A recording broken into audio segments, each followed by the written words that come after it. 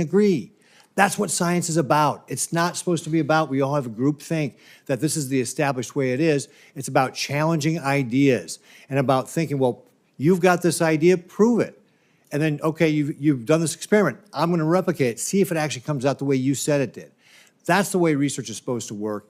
This is what Dr. Bhattacharya in the real world demonstrated during the pandemic, that he had the courage to stand up and say, wait a second, I know this is what the established way of thinking is, but I think there's an alternative way to look at it. And because he did that, because he had that courage, I can tell you specifically in Nebraska, we benefited, and our school kids benefited by being in classrooms. Our state benefited on a number of different areas that I just mentioned, whether it's health, social well-being, economy, education. We benefited. So I highly recommend to you, Dr. Bhattacharya. I think he's great. He's used NIH grants in the past, so he gets how that program works.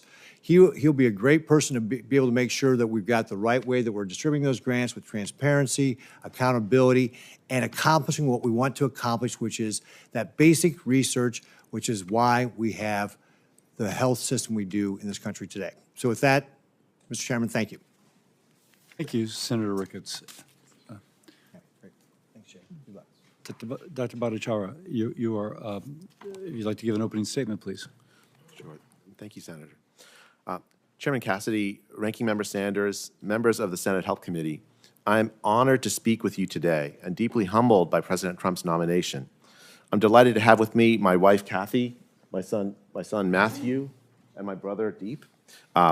My two other adult children, Jody and Benjamin, unfortunately could not attend today, but are here with me in spirit. The NIH has played a pivotal role in my career. I served for a decade as a standing member of NIH grant committees. I helped train many trainees prepare for scientific careers with NIH support. And I want NIH funding to study population aging, chronic disease, and obesity. I've made the study of scientific institutions, including the NIH itself, a focus of my own scientific work. The NIH is the crown jewel of American biomedical sciences, with a long and illustrious history of supporting breakthroughs in biology and medicine. I have the utmost respect for the NIH scientists and staff over the decades who have contributed to this success. The NIH's mission to support scientific discovery to enhance health and lengthen life is vital to our country's future and indeed the world's. I love the NIH, but post-pandemic, American biomedical sciences are at a crossroads. A November 2024 Pew study reported that only 26% of the American public had a great deal of confidence in scientists to act in the public's best interest. 23% have not much or no confidence at all. So, how can I help the NIH better achieve its mission? I have 5 concrete goals if confirmed as director of the NIH. First, NIH research should focus on research that solves the American chronic disease crisis. American health is going backwards. Life expectancy flatlined between 2012 and 2019, plummeted during the pandemic, and still has not bounced back to pre-pandemic levels. The chronic disease crisis is severe, with hundreds of millions of Americans, children and adults, suffering from obesity, heart disease, cancer, and more. If confirmed, I will carry out President Trump and Secretary Kennedy's agenda of committing the NIH to address the dire chronic health needs of the country with gold standard science and innovation. Second, NIH-supported science should be replicable, reproducible, and generalizable. Unfortunately, much modern biomedical science fails this basic test. The NIH itself, just last year, faced a research integrity scandal involving research on Alzheimer's disease that throws into question hundreds of research papers. If the data generated by scientists is not reliable, the products of such science cannot help anyone. It is no stretch to think that the slow progress on Alzheimer's disease is linked to this problem. The NIH can and must solve the crisis of scientific data reliability. Under my leadership, if confirmed, it will do so. Third, if confirmed, I will establish a culture of respect for free speech in science and scientific dissent at the NIH. Over the last few years, top NIH officials oversaw a culture of cover-up, obfuscation, and a lack of tolerance for ideas that differed from theirs. Dissent is the very essence of science. I'll foster a culture where NIH leadership will actively encourage different perspectives and create an environment where scientists, including early career scientists and scientists that disagree with me, can express disagreement respectfully. Fourth, the NIH must recommit to its mission to fund the most innovative biomedical research agenda possible to improve American health.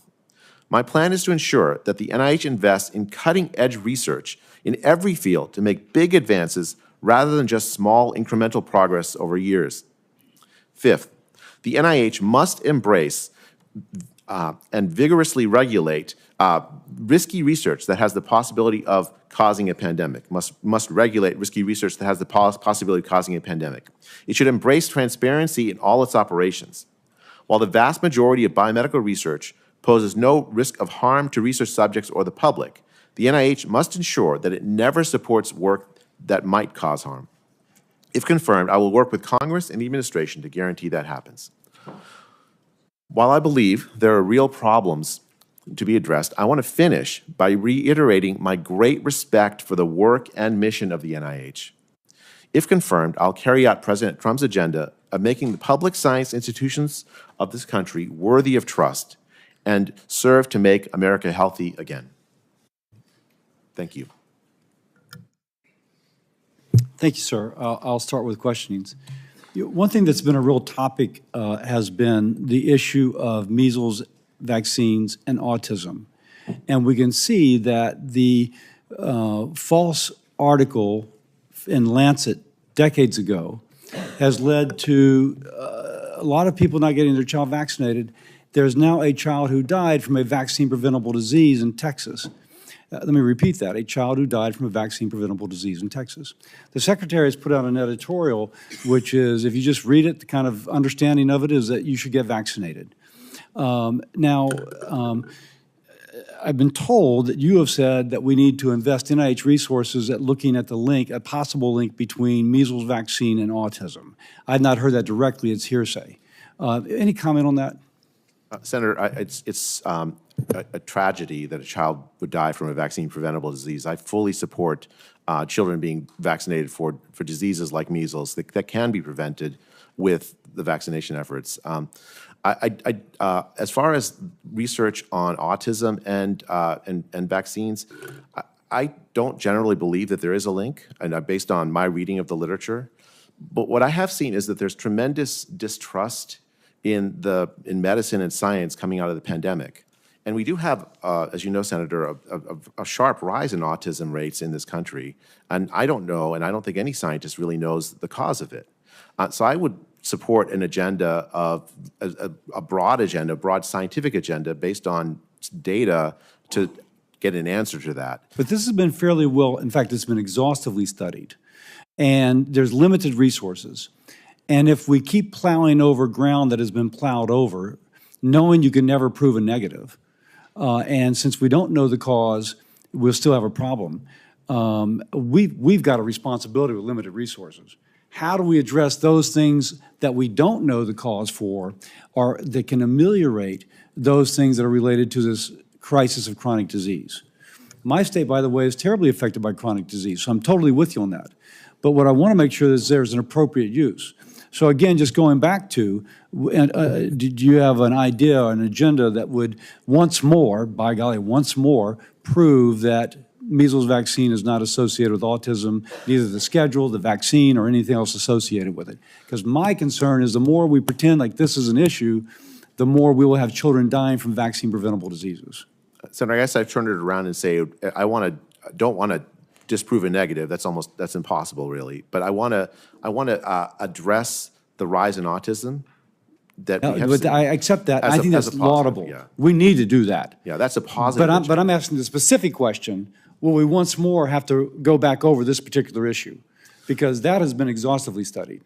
Yeah, I mean, I think, as I said, Senator, I don't think that there's a link between the MMR vaccine and autism. I'm convinced based on that literature. The only reason I'm not wholeheartedly saying yes to your question, which every instinct of mine is to do that, is that there are people who might disagree with me.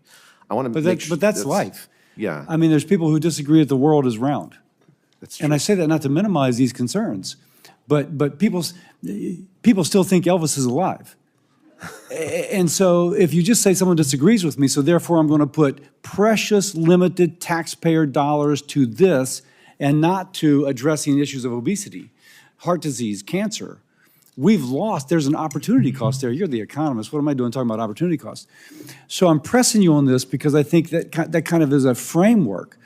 If just because somebody is upset about something, do we have the opportunity cost of devoting resources at something which has already been pretty well examined? I mean, I guess, yes, you're absolutely right, Senator. We don't need to address every idea that or concern. But if those concerns result in parents not wanting to vaccinate their children for a vaccine that is well tested, my sense is that my inclination is to give people good data. That's how you address those concerns. I don't know. But I'm not quite sure at what endpoint we say we've got good data, because I mean, I'm convinced that we have good data on MMR and autism.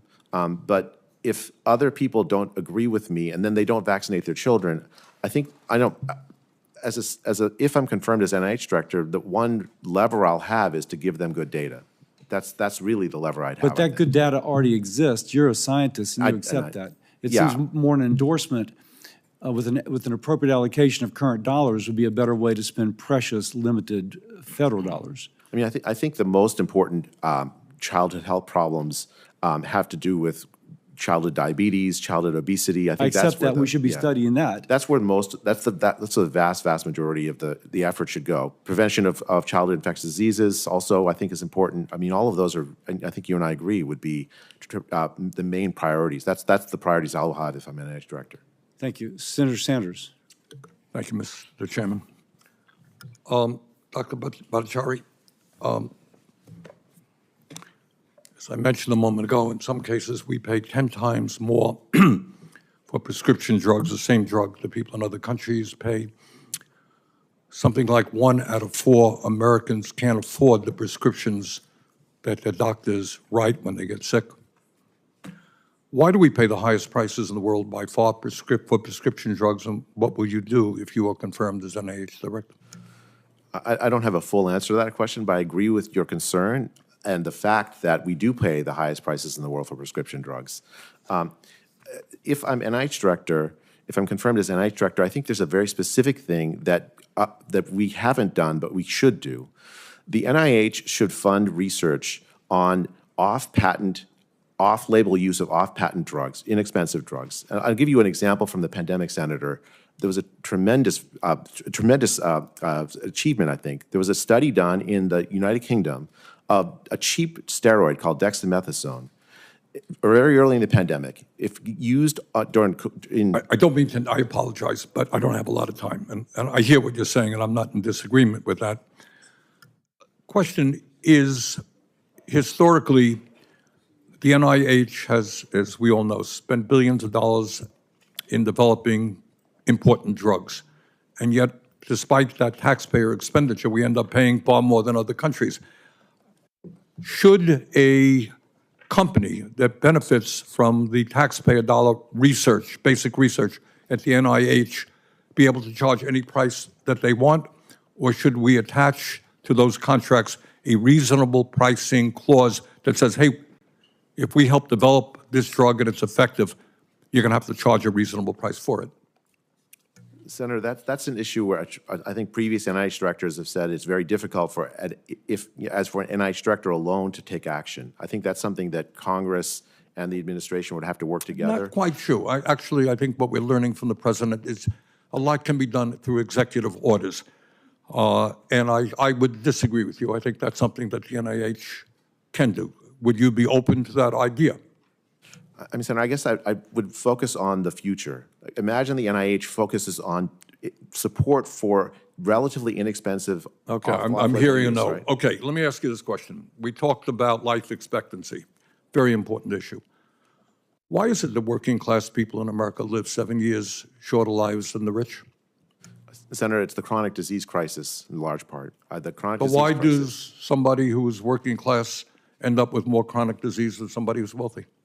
I mean, I think, Senator, that's something I've devoted my career to trying to understand. I think that it is a tragedy that there's such a dispersion in life expectancy based on income. I think the solution that an NIH director, if I'm confirmed, I would fully commit to this, is to address the health problems that lead to that outcome. The rise in obesity, the rise in diabetes, Again, I apologize for interrupting, but what role does the food industry out there sells a lot of crap to our children, right? And they spend zillions of dollars on advertising products that are really not healthy. What will you do about that? Senator, I think excellent research to try to find alternatives to make clear the link between the junk food that kids eat and subsequent health outcomes can convince parents, I hope, to make better choices for their kids, to help them make better choices for their kids. I think the role of research is to elucidate those connections and give people tools. But you're going to have, if you're confirmed, a bully pulpit, so to speak.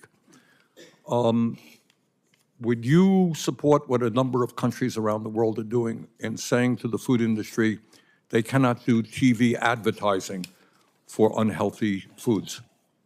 I mean, if I'm confirmed, I would absolutely advocate for to give parents the tools they need so that their kids will eat I'm healthy. answering the question. Sounds like a good politician here. There are TV ads, as we speak right now, telling kids to tell their mothers that they desperately need some food which is really unhealthy. There are countries who say that those ads should not be allowed on television targeted to kids. Would you support those of us who agree with that? I mean, if there's a movement to encourage advertisers to not push unhealthy foods, I certainly would be willing as director to say You that. could lead that movement, not be, will you help lead that movement? I mean, absolutely. We want to make America healthy again. I don't know specifically how one would lead such a movement, but I'd be willing to work with you, Senator, to do that. Thank you very much. Senator Paul. Senator Sanders, I'm glad to see that you're interested in junk food. In fact, I have a great offer for you. Probably you could transform health more in our country by one policy change, and that would be removing junk food, sugared drinks, chips, Twinkies, ding-dongs from food stamps. We have an epidemic of obesity, particularly among our poor, particularly among those on food stamps. Why not just take the food formulary and make it healthy food? We do this for WIC. We decided for pregnant women that we do.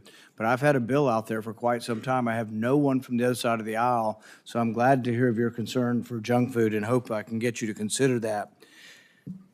We talked about precious resources, and we say, well, gosh, we can't study autism or any we're done with vaccines. The problem with that is there is a great deal of vaccine hesitancy, and there does need to be convincing. It doesn't mean we need 99% of the NIH budget on autism and vaccines, but certainly I think we have room to have another study to try to convince those who are hesitant. We ought to look at populations of people who take no vaccines, the Amish and others, and try to compare them in a scientific way to those who do and see if we can learn something from that. But one way to have more precious resources directed towards good science is to get rid of the frivolous studies. William Proxmire started talking about this in the 70s. I've been talking about this for a dozen years.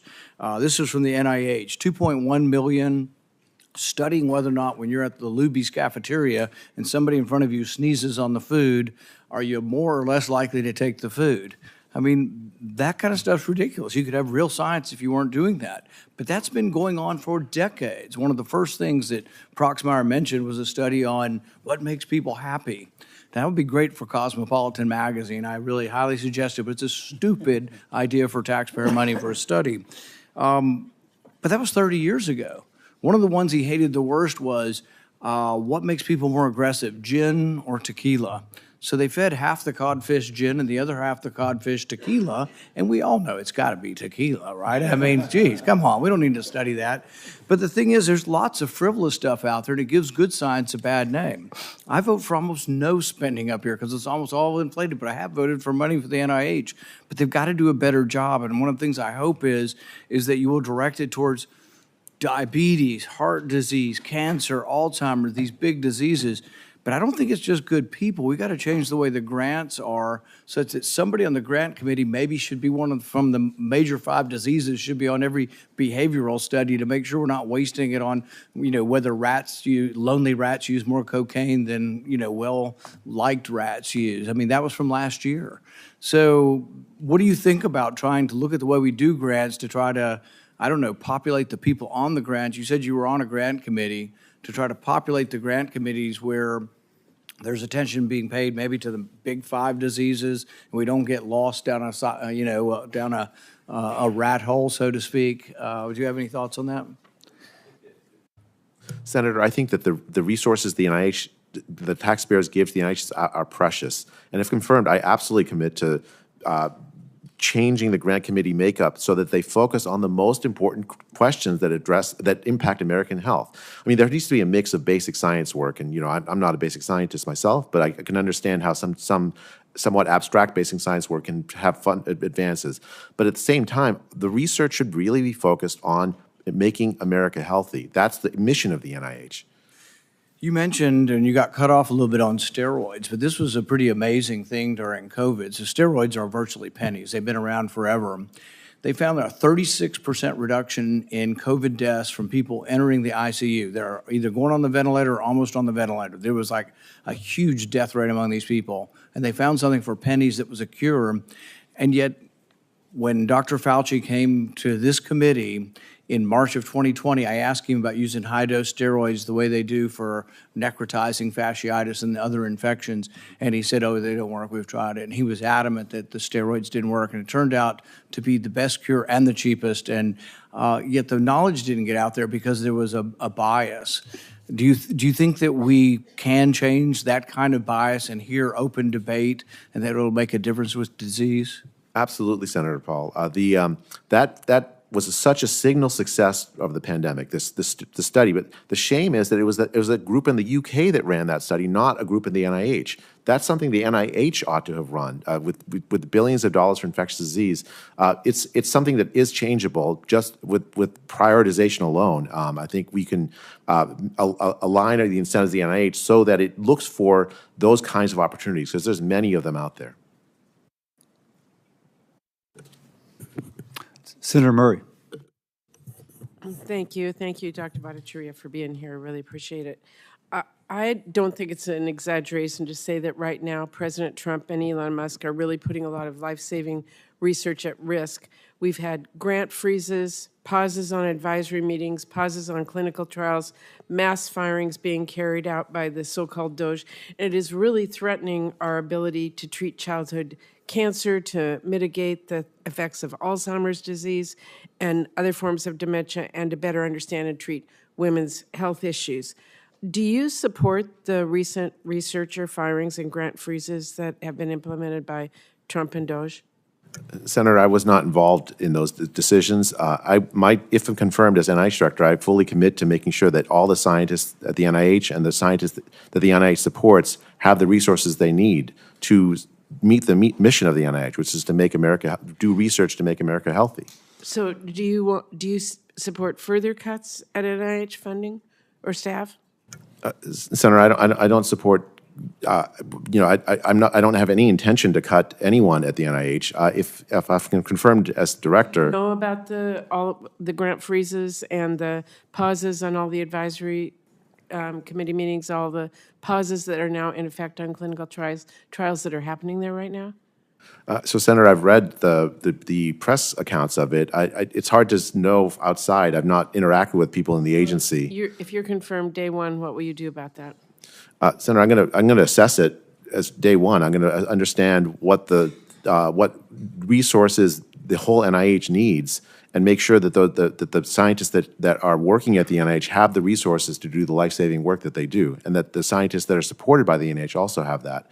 The personnel decisions are hard to talk about unless I'm actually confirmed and I have more data. I'll tell you right now that I am deeply concerned about the funding there, the research that's been stopped, and all that's going on. And I want a very strong assurance that you will get that moving again day one. Senator, absolutely. I'm going to be looking very carefully at the personnel decisions. I want the NIH to be staffed absolutely appropriately to meet the mission of the NIH.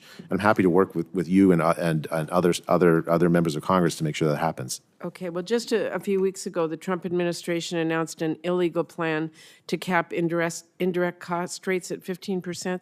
That amounts to a massive funding cut for research institutions, large and small, red and blue states, everyone, and brings a lot of life-saving research to a screeching halt.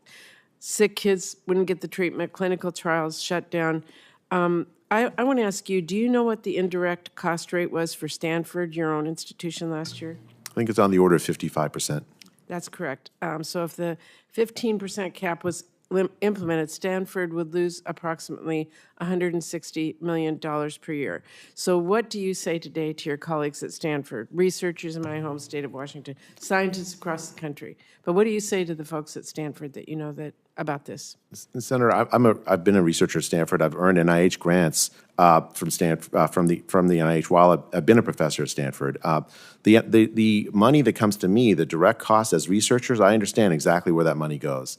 The indirect costs are kind of a tip, a 55% tip on top of that goes to the administration. So you would tell the Stanford researchors they don't need that? No, Senator, or you're just saying Stanford's different and everybody else? No, Senator, please let me finish. What I mean is that I don't know where that goes. I think that a lot of it likely goes to things that are worthwhile, and I've heard lots of folks, including from Stanford, who say that. And I agree with them. Support for buildings, light bulbs to make sure that we can see in the lab, and a whole host of other important things. But there's a lot of distrust about where the money goes because the trust in the public health establishment has collapsed in the pandemic. I think transparency regarding indirect costs is absolutely worthwhile, and it's just something that universities can fix by working together to make sure that where that money goes is made clear. I want to make sure that the money goes to the research. I want the money to specifically, if it goes to things that are not research and are labeled indirect costs, I it's just better to have have that. a few minutes left, and I wanted to ask you if you would get the research committees going again, the advisory councils immediately upon day one. Yes, as soon as if I'm confirmed, I want those advisory councils. I want Well, I think all that we to should go. all recognize that NIH is the largest medical researcher in the world. They're a global leader. We should be extremely proud of what they do. Nearly a third of all the Nobel Prizes to date have been awarded to scientists at NIH and supported by NIH funds. So we have to be very careful moving forward. I'm extremely concerned by the dramatic cuts and firings and stopping of the research that's going on at NIH right now.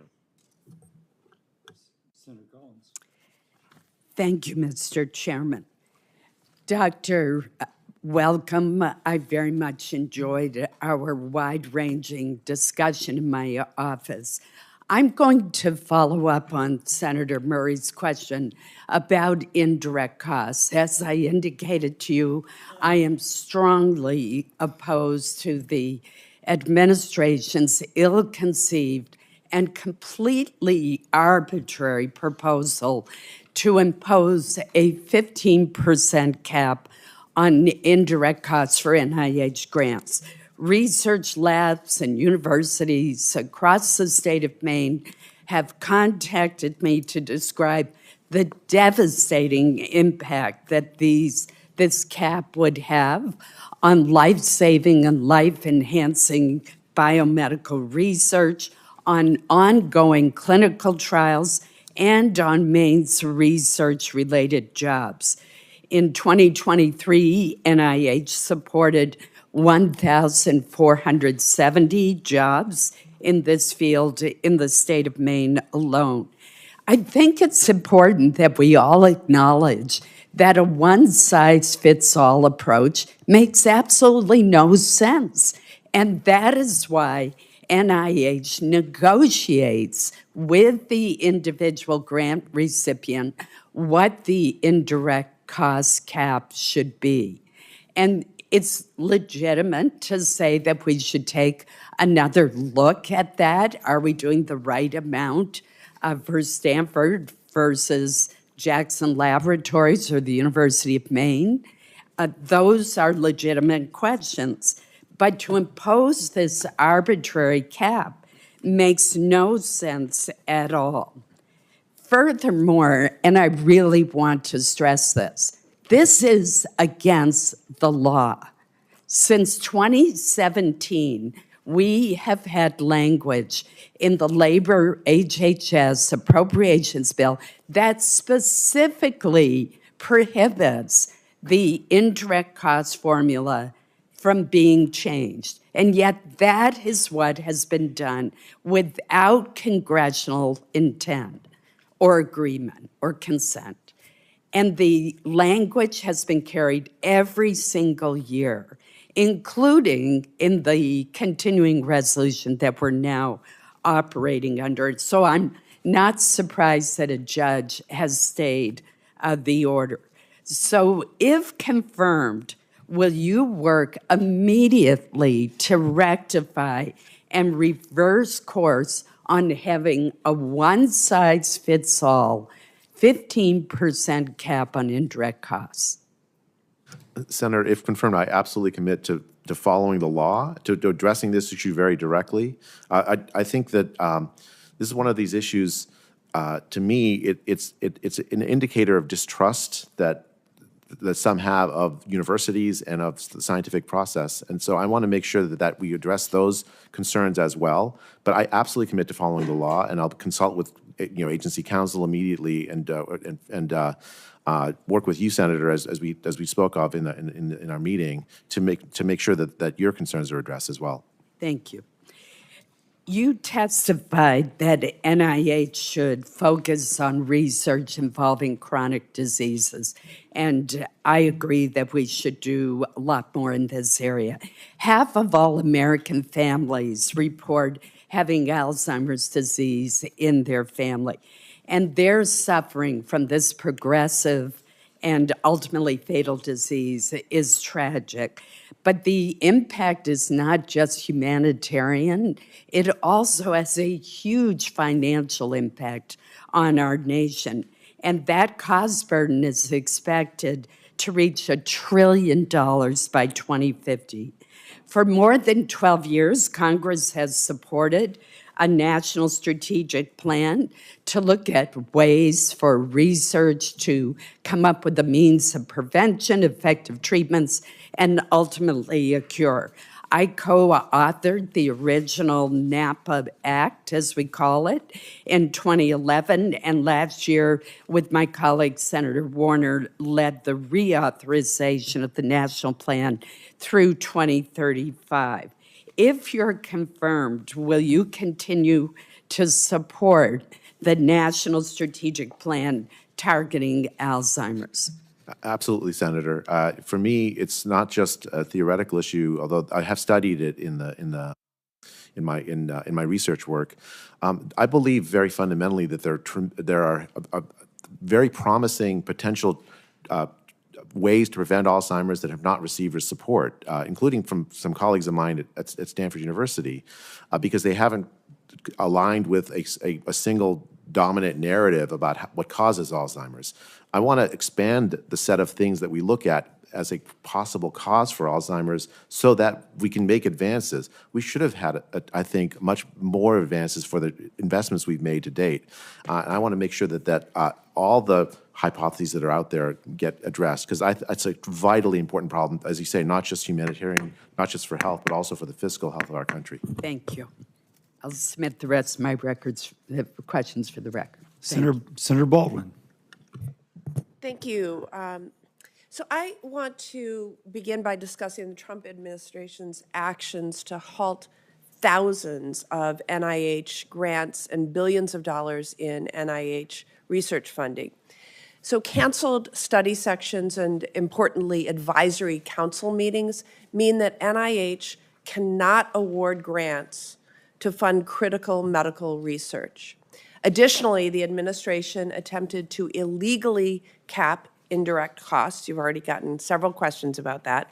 The indirect cost rates, and this is in blatant defiance of appropriations law, which prohibits NIH from capping these costs.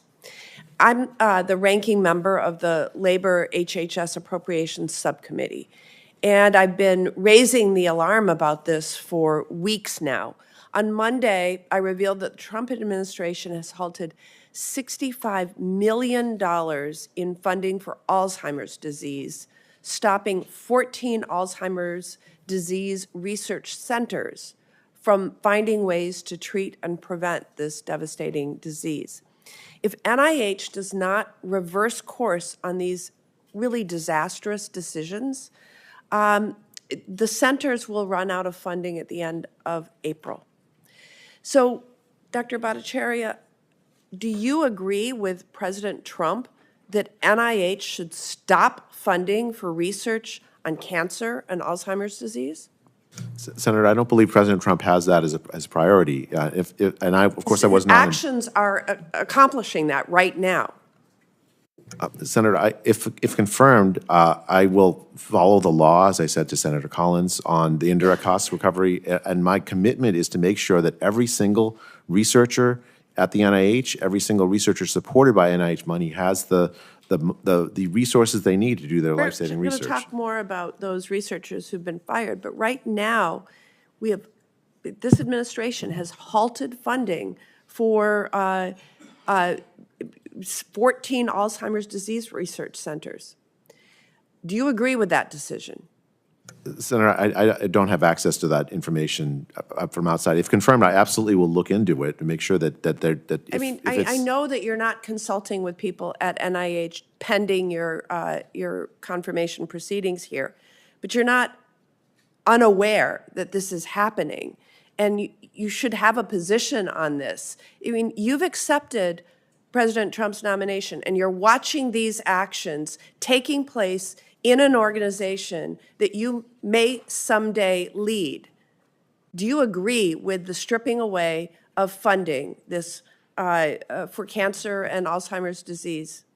Senator, if I'm confirmed, I will make sure that the NIH researchers and the NIH researchers that's funded by the NIH, outside the NIH, have the resources they need to make sure that they do their research. That's the mission of the NIH. If I'm confirmed, that my job will be to make sure that mission is met. So moving on, I'm concerned about how the administration's recent actions are putting especially early stage researchers at risk. We talked about that when you visited with me in my office. In the year 2016, I worked with Senator Collins to enact the Next Generation Researchers Act.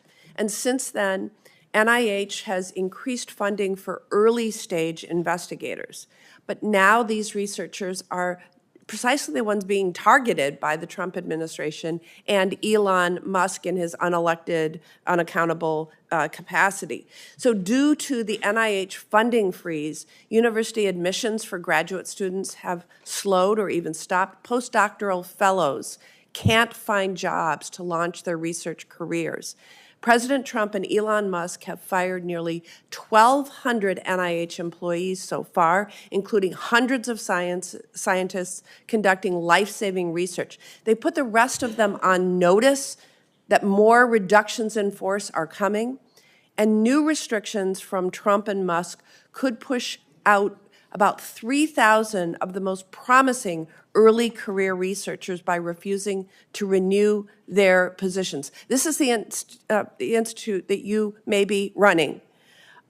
These actions threaten an entire generation of scientists. They threaten our future as a global leader in biomedical research. They threaten our future health and our ability to fight diseases. And frankly, they threaten our national security. So Dr. Bhattacharya, you've said that as NIH director, you want to increase support for the next generation of scientists. How will you repair the damage and support early career researchers? Could you please answer quickly because we're now over time? Sure. Just very briefly, I'm very committed to making sure early career researchers have resources. I think that it's not just for their own sake, but also because they have ideas that are at the cutting edge. So you'll hire them back? Senator, I wasn't involved in any of the personnel decisions that to date. If I look very carefully at the personnel decisions, Thank you. And for the record, funding has not been canceled. The meeting to allocate it, the funding has been delayed, but just for the record. Senator Marshall. Well, thank you, Mr. Chairman. as I listen to the conversation today, I'm reminded that we all should doubt our own infallibility, and we should doubt the infallibility of the NIH as well. I'm flabbergasted as I listen to this conversation of people that really have never been involved in the scientific process, and that they don't understand indeed the infallibility. When I think of the NIH, the waste that has occurred, and I think of Alzheimer's, the waste is the path we went down since 2005, 2006. Dr. Bhattacharya, do you recall I'm trying to remember, an amyloid study that really, so all the NIH funds went that direction for 20 years, and then we find out, oh my gosh, it was NIH-funded research. You remember that project? Yeah, I mean, there's a whole set of projects, Senator, that have focused by the NIH on a particular hypothesis, the amyloid hypothesis, at the expense of other hypotheses. I agree with you about humility. That's the key to scientific progress. We have to, as scientists, say we might be wrong, because when we meet data that disagrees with us, where we have ideas that we disagree with, maybe that other idea is right and we're the one that's wrong. It's only by, as if I'm confirmed as NIH director, I want to make sure that all the range of hypotheses are supported. That's how you make progress. One of the reasons I think that we have not made progress in Alzheimer's as much as we ought to have is because we've gotten, the NIH has not supported a sufficiently wide range of hypotheses. And we also have, what, 8 different supporting institutes studying it. They don't communicate with each other as well. I mean, my guess is when you make a 5-year grant, 20% of those should be stopped after a year because they went down a road, it's a dead end. It's time to start over. I'm glad they're pausing these. I think that there's a significant amount of waste, fraud, abuse, and incompetence in the studies funded by the NIH. Let's talk about chronic disease just for a second. The NIH has spent a disproportionate amount of money on research on diseases that impact a very small, minuscule amount of Americans. Meanwhile, 60% of Americans have a chronic disease. Speak a little bit about your vision of researching for figuring out the causes and treatments of chronic disease, specifically how food as medicine might be intertwined in your vision. Senator, I think the chronic disease problem is something that the NIH ought to have done a better job at the last several decades. The mission of the NIH is to address the health needs the American people have and to expand life expectancy of the American people. And we have not achieved that. It's flatlined. And you say food as medicine, that's the kind of research idea that would be very difficult, I think, to get research support from the NIH because it's not within the scope of the people who decide what NIH ought to support. I think we should expand the set of ideas to address a problem that we don't know how to address. The chronic disease problems of the United States are so broad that we need to have a lot more tolerance that the top scientists who controlled the ideas in their fields may be wrong. We need to allow other scientists who have other ideas, and food as medicine might be one of them, to have support. I don't know what's going to be the answer, but I do know that if we don't... Are you committed to helping us figure out the causes of these chronic diseases? I absolutely am, Senator. I mean, I think that is the heart and soul of the Make America Healthy Again movement, and millions of Americans have been looking to us to do that. If I'm confirmed, I absolutely commit to doing that. Yeah, and a big part of that is the trust. That thanks to Dr. Fauci, no one trusts the NIH, the CDC anymore. And we need a referee to come in and try to say, well, what is the latest science? Science is never settled. It's always changing. But what is it in ultra-processed food that's causing this uptick in chronic diseases? Speak a little bit about the indirect costs of these situations. Look, I think most of us understand that that's just another grift for universities, and we're paying their unfair share of overhead going forward. But what I'm concerned about is 2/3 of research dollars are funneled to 4 or 5 states, it looks like to me. Just would like your commitment for us flyover states to spread the love a little bit. It'll prevent inbreeding, and hope that you do realize that not every good scientific idea comes from the coast. Senator, I have scientist colleagues from across the country, and I hear your concern that the NIH ought to be more committed than it has been to making sure that every scientist, no matter where they are, they don't have to be in California or the Northeast Corridor to get support. I absolutely commit to supporting the IDEAS program that the NIH uses to identify scientists. And just to make an explanation point, the indirect cost in Kansas University or Kansas State are going to be less than the coast. I don't know why. It's their own problem. If their indirect costs are that high, it's their own problem. It's not my fault. If we can do the research more efficiently, less expensive at Kansas State University or KU, then let's move it there. Thank you, Dr. Marshall. Thank you. Senator Hassan. Thank you, Senator Cassidy, and good morning still. We're in the morning, so, and welcome. Congratulations on your nomination, Doctor.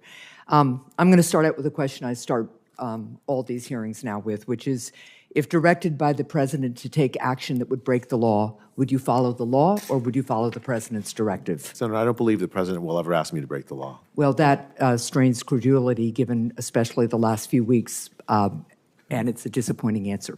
I will expect you to follow the law regardless of whether the President directs you to break it. Now, let me go to the second question. President Trump has effectively frozen NIH funding for existing grants, including grants that directly treat people with rare diseases.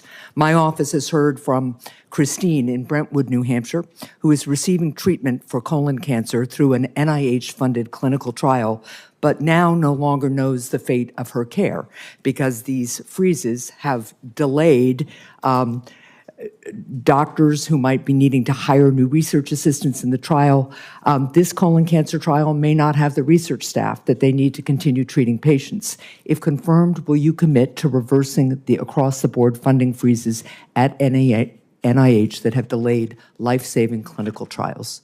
Senator, first, I absolutely commit to following the law, just in response to the previous question. But I also say on this question now, absolutely, I think that if I'm confirmed as director, I want to make sure that every single study that is advancing the health, like our knowledge about health, including colon cancer, goes forward. Absolutely. Well, the freeze is really delaying things, and it can have an impact, as you know, on treatment, and especially treatments for something like cancer, which can be very time sensitive. That's the harm that these illegal freezes by this administration have really put into play here. And I hope you will speak up loudly and clearly and push back at the President and Mr. Musk on these freezes. These were appropriated funds. Article 1 of the Constitution and the law says that the administration is supposed to be spending those funds in accordance with the grants and the clinical trial plans. President Trump has not only effectively frozen NIH funding for existing clinical trials, he's also stopped review of new grant applications to help develop new cures for diseases such as pediatric cancer. Your written testimony focuses heavily on questioning past NIH research, but you don't lay out a plan for supporting research by our talented scientists across the country to help treat devastating diseases. You've talked about this with some of my colleagues, but if confirmed, will you immediately restart all NIH academic review committees and get all appropriated money out the door? If confirmed, absolutely, Senator. My job would be to make sure that those fundamental scientific meetings and other activities happen. The purpose of the NIH director is to support the mission of the NIH. Okay, thank you. I'm going to forego the other questions I was going to ask and just say this. For people watching this hearing, for parents who are worried about autism in particular, let me just say a couple of things. We see more cases of autism in this country than we used to for a number of reasons, part of which is we're much better at diagnosing it earlier and understanding what the spectrum of it is. We have ongoing science that is beginning to point at the NIH, among other places, to genetic issues that may play a part in the development of autism and environmental issues.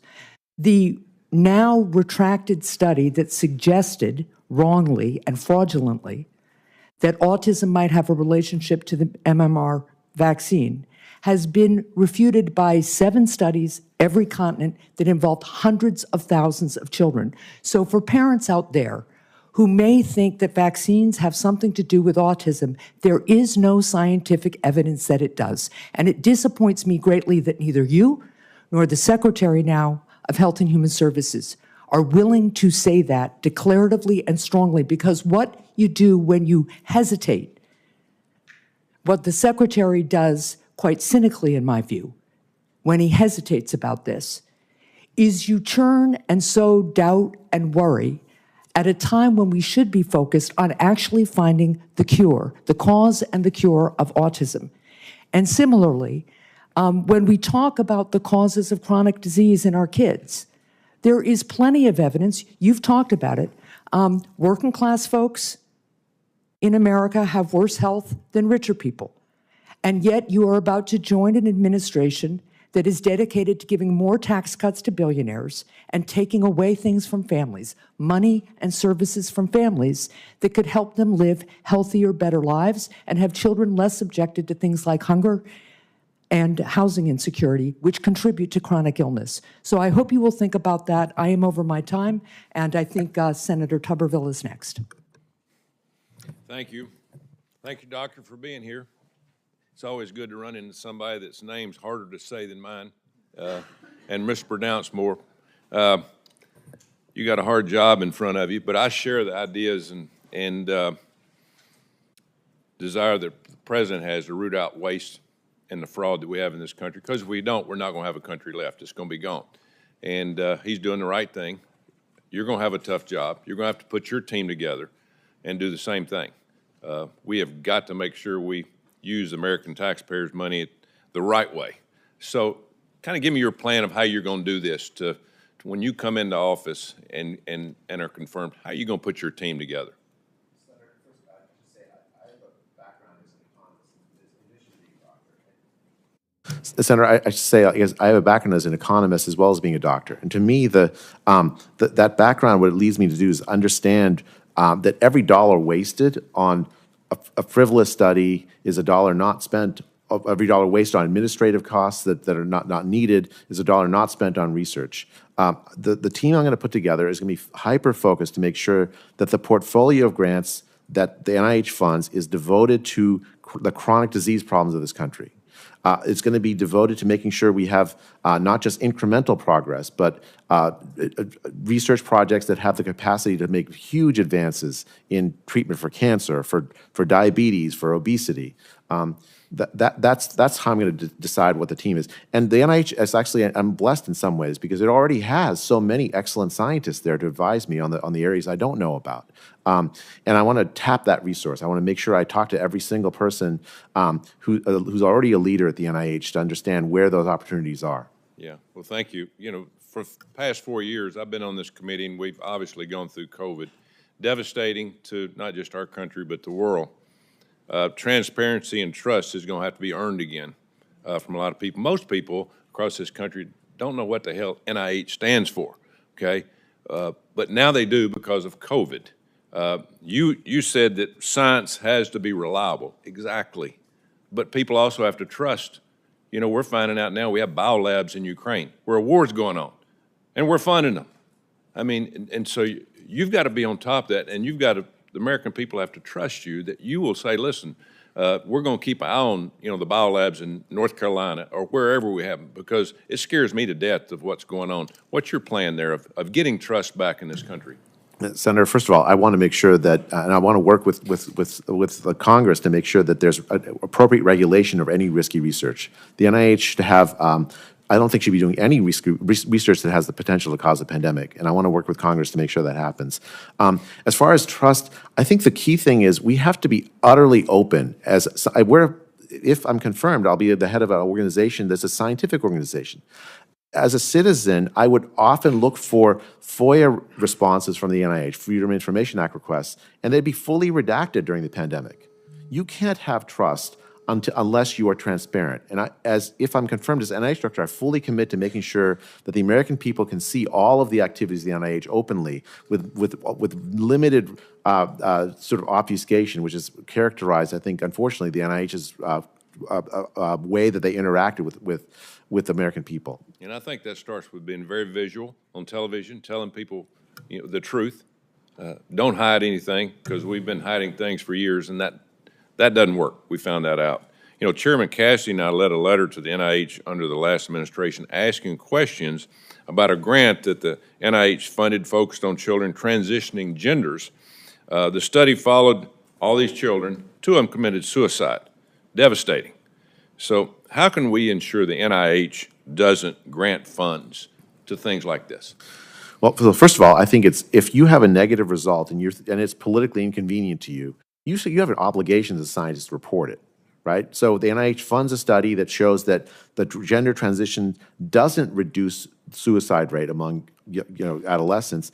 That researcher has an obligation to report it, even though she or may think it's politically inconvenient. So I want to make sure that NIH researchers are required to report even negative results. There's ways to do that we can talk about. But I think as far as like the prioritization of studies, as I was telling Senator Paul, I think we want to make sure that the studies are focused on the diseases that really are hurting Americans. Obesity, a lot of the research that it's so easy to come up with examples of. There was one of a shrimp on a treadmill, for instance, that was once funded. I don't. It's not that I'm necessarily against research like that, but the American taxpayer should be focused on the needs of American taxpayers. And the research should be focused on those needs, the health needs of Americans. And I want to make sure that the NIH, if confirmed, focuses on exactly that. Thank you. Good luck. Thank you so much. Senator Hickenlooper.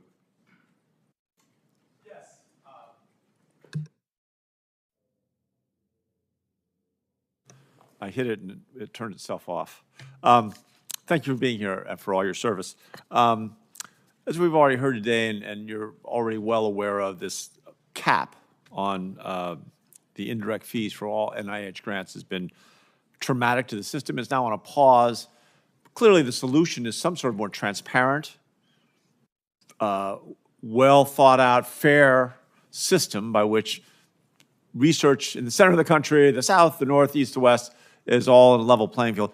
How long, let's assume that we get the legal stuff sorted out, the chaos comes down a little bit, how long would it take to create a new system like that? Senator, I don't know that it would take a new system necessarily. I think the key thing is, as you said, Senator, the transparency, right? So audits of university spending of indirect costs would help, I think, help inform decisions. It's a complicated question. Of course, I wasn't involved in the decision about the cap, but if I'm confirmed as NIH director, that's something I'll look very carefully at. The broader problem is we have deep distrust by the American people of universities and the scientific establishment earned during the pandemic. To address that, transparency is the key way. Just as I was telling to Senator Tuberville, that transparency is what will solve this problem. We agree on that. We've been working on a project called the Deandra Dixon Include Project Act. I think you know a little bit about it, but the idea is that we codify research activities at the NIH on co-occurring disorders of Down syndrome across multiple institutes of the NIH. I'm not asking your endorsement, but I am asking if you'll be willing to work with us on this. We're very serious about it. And then also look at how more broadly on cross-institute work at the NIH to try and unlock new discoveries. Senator, I'm absolutely committed to that, and I'd be delighted to work with you on that project that you just mentioned, as well as other projects. I think there's tremendous opportunities for cross-disciplinary work across the NIH. I think it's at the back of the minds of so many reform proposals at the NIH I've seen over the years to try to make sure that the NIH research doesn't stay siloed within one institute, but that it's useful for researchers all across the NIH. Right. I want to spend a little bit of time thank you for that. I appreciate that. A moment just looking at, we've heard a lot of people suggest that somehow the NIH is allowing the United States to be taken advantage of in some ways. One fact that is striking to me that in a 10-year period, 99% of the drugs approved by the FDA were developed with research to a larger or lesser extent from NIH. Are you worried about the U.S. ability to maintain that leadership? Do you think we're being ripped off in some way? The fact that we are affluent enough and care about science enough that we are leading the world in this research, is in some way this unfair? Senator, I think the United States is the greatest country on earth. And one of the reasons it is that it has a sincere commitment to doing fundamental research that benefits all of humanity. And I think much of the NIH research does exactly that. I don't view it as ripping off when a scientist comes up with an amazing idea that solves, that treats, diabetes better. Everyone on earth benefits from that. Right. So I think NIH as fundamentally an institution aimed at the public good. So here's a more difficult question, which I've caused just to be suggestive. Do you think we're spending enough on research in terms of where you're coming in? Part of your seat is going to say, are we running out of good ideas? Is there a shortage of things that really demand our attention? I think that, as I outlined in my opening statement, I think there's some real problems in how the scientific establishment is operating. The replicability crisis, a lack of desire to focus on the diseases and the conditions that really are inflicting Americans, and also a sort of tentativeness to focus on the big ideas. No matter what the budget is, I want to reform it in that direction. I'm happy to work with Congress. It's Congress that decides the budgets of the NIH, not... No, we decided based on a lot of your advice, so be thinking of that. Obviously, increased vaccine skepticism. We're seeing just in the past school year, the number of kindergarten kids that are exempted for one or more routine vaccinations has continued to rise, the highest levels recorded. Is this rising skepticism around vaccines, is that going to make vaccine-related research at NIH any less of a priority? And if confirmed, how you balance the need to focus on research into chronic diseases with that need to invest in research on viruses and things that a vaccine can address? Senator, I think the increasing skepticism, which I view as a hangover from the COVID pandemic, sort of overstatement about how the COVID vaccine worked, makes it more important to do vaccine research. Secretary Kennedy has already said he favors the MMR vaccine. I agree with that. I think that research, maybe I'm naive, Senator, but I believe very fundamentally that research, if it's done right, it's replicable, is so persuasive that it'll move people to take actions. And that's the philosophy I've operated under my entire career. I intend to keep doing that if I'm confirmed. From your lips to God's ear. Thank you. Senator Moody. Mr. Chairman, good to see you. As you know, I am the most junior member on this committee and recently transitioned from my role as AG in the state of Florida, the great free state of Florida, to U.S. Senator.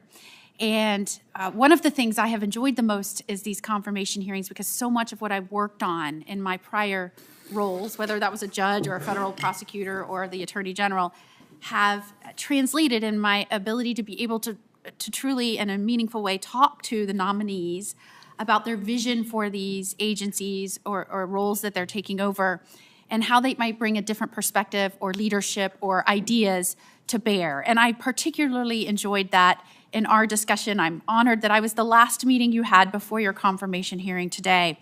As you know, in Florida, as we were experiencing COVID here in the United States, Florida took a very deliberate, scientific, very thorough approach to making decisions. And we tried to bring to bear many varying opinions as to not only what we were experiencing as to the virus, but what were the best ways to go about making decisions and providing leadership and protecting the health, safety, and welfare of our citizens. And to some extent, many of those decisions were challenged, or even the first of their kind in the nation, because we were truly examining all aspects of information coming in, not just what was being pushed through certain narratives. And in many respects, many ideas and thought and scientific approaches were suppressed.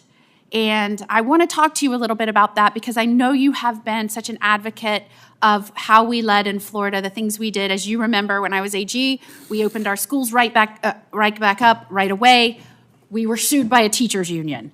And everything from how we dealt with masks to social distancing to the vaccines, there were misrepresentations abound during this time. And so I want to talk to you about how your opinion on how Florida handled that and how you think that might translate into your new role. Do you feel like your views and scientific opinions might have been disregarded or set aside in pursuit of some government narrative that may not have been based, especially, I know even as to the 6-foot rule, for example, my office led a grand jury investigation on all kinds of misrepresentations from the 6-foot rule to the vaccines. And I just wanted to get your thoughts on that and how that might affect your role moving forward if in fact you're confirmed. Senator, thank you for that question. I am tremendously proud to have been involved in advising the Florida response to the pandemic. One of the things, I was actually involved in the case that resulted in the Florida kids being able to go back to school. So even as my kids were left out of school, basically out of the, not allowed to go back into the school buildings for a year and a half, the kids of Florida were allowed, and as a result, the results are so much better. Florida has a lower all-cause excess death rate during the pandemic than California did. So I think Florida's response to the pandemic was a tremendous success. But I'm really glad you highlighted the role of censorship and restriction of scientific discussion. It was so refreshing to me to be allowed to speak my scientific views in Florida during the pandemic. I think the root problem, a pandemic is a very difficult thing. There's so many people are going to have different ideas in an environment of uncertainty. The root problem was that people who had alternative ideas were suppressed. I personally was subject to censorship by the actions of the Biden administration during the pandemic. Science, to succeed, needs free speech. It needs an environment where there's tolerance for dissent.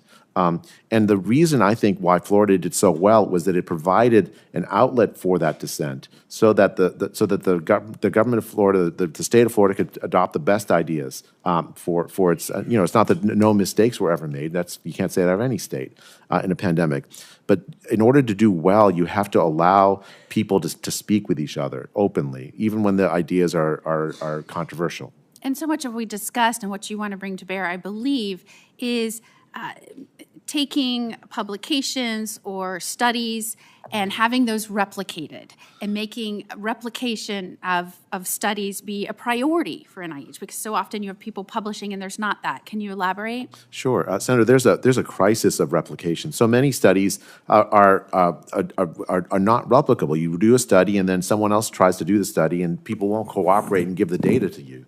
So to try to do the replicate, and then other teams try to do it and they can't replicate it. Many studies are published and it's not subject to replication at all. But replication is the heart and soul of what truth is in science. If I write a study and you find the same answer as me, then I'm more likely to be right. I want to make the NIH committed to that kind of notion of truth rather than authority as the way of truth is determined. I set you up to go over time. I apologize. So sorry, Sorry, Senator. Mr. Yeah. Chairman. Senator Kim. Thank you, Chairman. Doctor, thanks for coming on out. You had said before that you were in favor of decentralizing and the decision-making at NIH. I think a quote, restructure the NIH to allow there to be many more centers of power, concern about individuals or small number of individuals from dominating decision-making. Do you still stand by that? And if so, what's the importance of decentralization from your...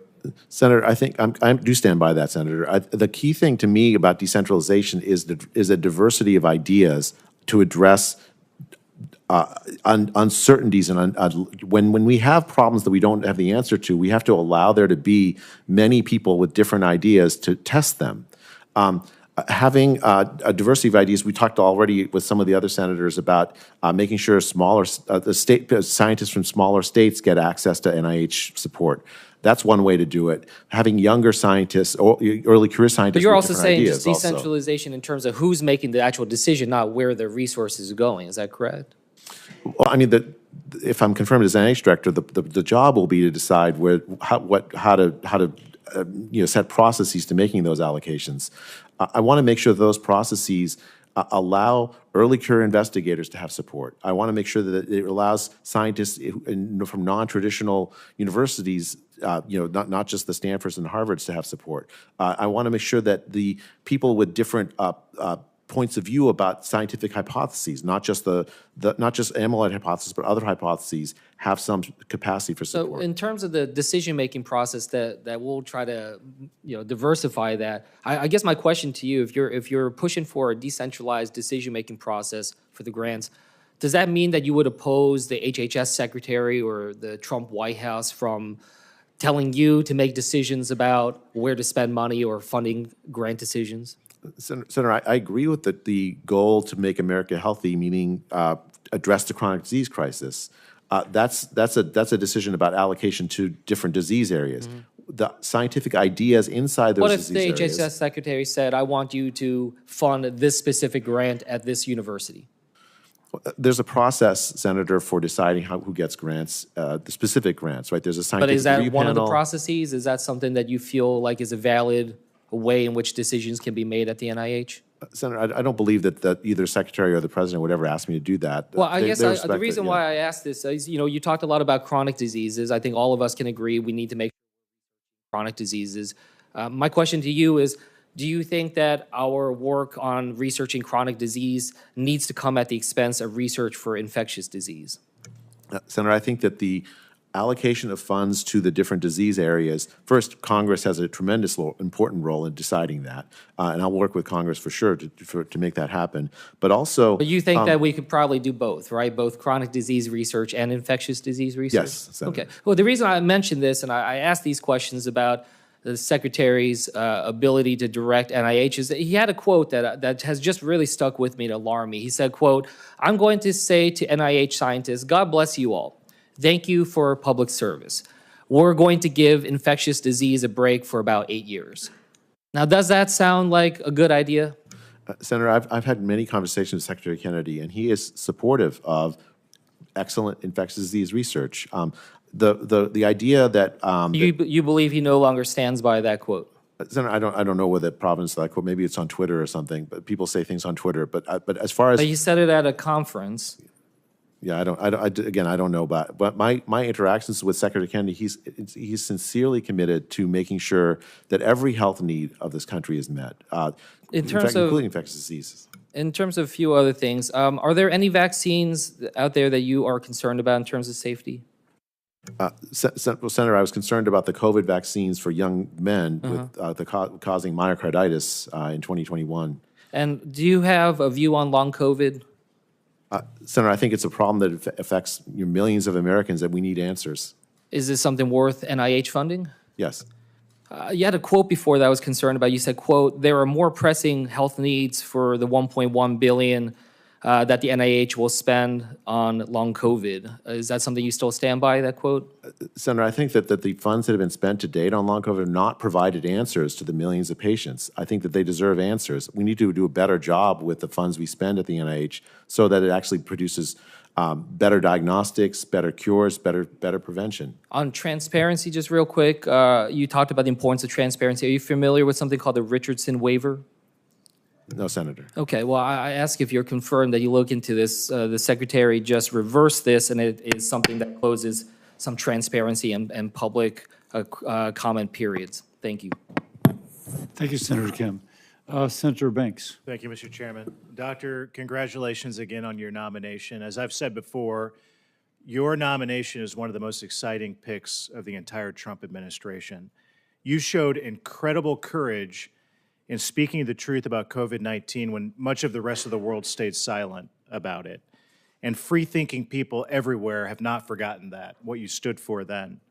And it's remarkable to see that you're nominated to be the head of the very institution whose leaders persecuted you because of what you believed during that period.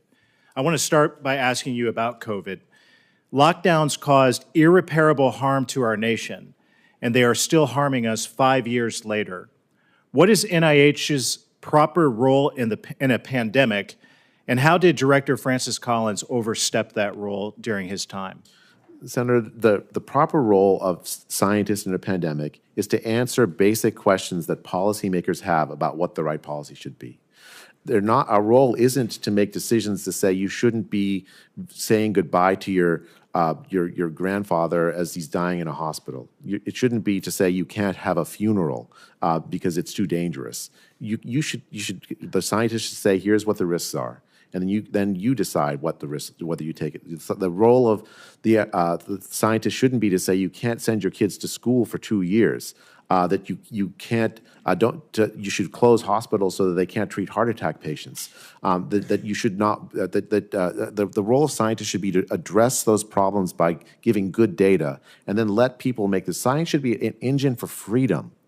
Knowledge and freedom, not something where it stands on top of society and says you must do this, this, and this, or else. It shouldn't be pushing mandates for vaccines that have been like the COVID vaccines that were tested for for a relatively short period of time. I took the COVID vaccine myself, but I think that the mandates that many scientists push have led to the lack of confidence that so many of the public has in science. If science is a force for freedom and for knowledge, it will have universal support. That's what the role of science is. Very well put. You were demonized for co-authoring the Great Barrington Declaration in October of 2020. Dr. Fauci called it total nonsense. Rochelle Walensky called it wrong and unsafe. Your opponents who wrote the John Snow Memorandum said it could harm 500,000 people. Reading what you wrote in the Declaration, you were undeniably right about all of it. You wrote, quote, current lockdown policies are producing devastating effects on short and long-term public health. Doctor, what does the public health data tell us today in the aftermath of COVID-19 and in 2023 and 2024? What does that data tell us today? Well, Senator, first, millions of children were out of school for years. The rates of suicidality and depression are through the roof. Learning loss will have consequences throughout their entire life. There were people who skipped their cancer screening, who have late-stage cancer now that should have been picked up earlier. There's the trillions of dollars we spent that actually caused the inflation that we still suffer from. The UN, early in the pandemic, estimated almost 100 million people would face starvation as a consequence of the economic dislocation caused by the lockdowns. This is devastating. This is devastating policy that didn't need to happen. The Swedish example, for instance, where there's lower death rates, all-cause excess death rates in Sweden relative to their neighbors, including Norway, including Germany, which locked down more, is an example that we didn't need to do the lockdowns. Florida having lower all-cause excess death rates than California, again, is an example where the lockdowns did not save lives, but had tremendous consequences on the well-being of the poor, the working class, on children, and the vulnerable.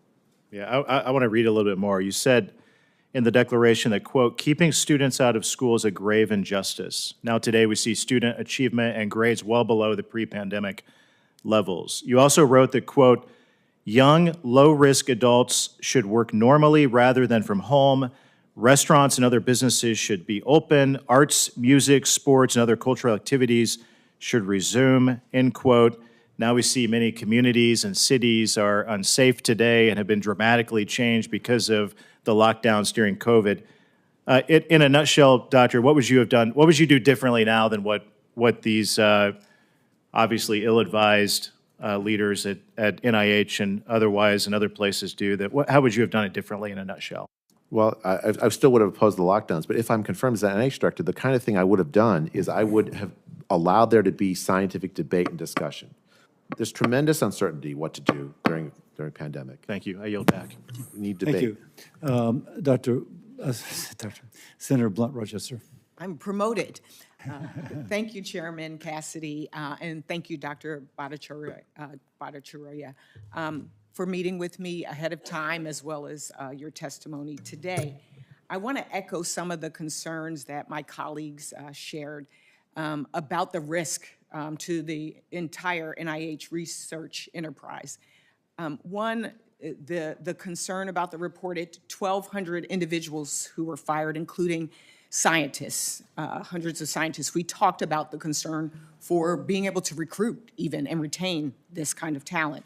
Two, the blanket and illegal 15% cap on indirect costs on our research institutions. Even in a bipartisan way, there was concern about that in this hearing. The funding and communication freezes, cuts in programs for training for future generations of scientists, and the fear that supporting diverse clinical trials will no longer be a priority cause serious concern and alarm. And to understand that, I think you can look no further than the issue of Alzheimer's disease and dementia. As we all know, Alzheimer's is a debilitating and costly disease afflicting nearly 7 million Americans and costing $360 billion in 2024. But this doesn't even include the cost of care that's provided by 11 million individuals. And it really doesn't even touch the toll that it takes on the individual and their families. I don't think there's anybody who hasn't been impacted by it, whether it's even my mother and my grandmother. Some of the most important work that NIH has been doing is on the disparities in cognitive aging. Do you think the administration's executive orders and terminations of aging research projects is harmful or helpful to improving our understanding of Alzheimer's? Well, Senator, first I should say I am fully committed, and as is this administration, I believe, to making sure that all the health needs of every American is addressed, no matter what their race, color, sex. If the goal of the NIH, the mission of the NIH is to meet those. So, for instance, the representation of minorities in trials are, as you mentioned, is something that I'm fully committed to, and I see nothing in the president's executive orders to contradict that. In fact, quite the opposite. I think the challenge is they're vague, and people are questioning what do they mean, what are the impacts.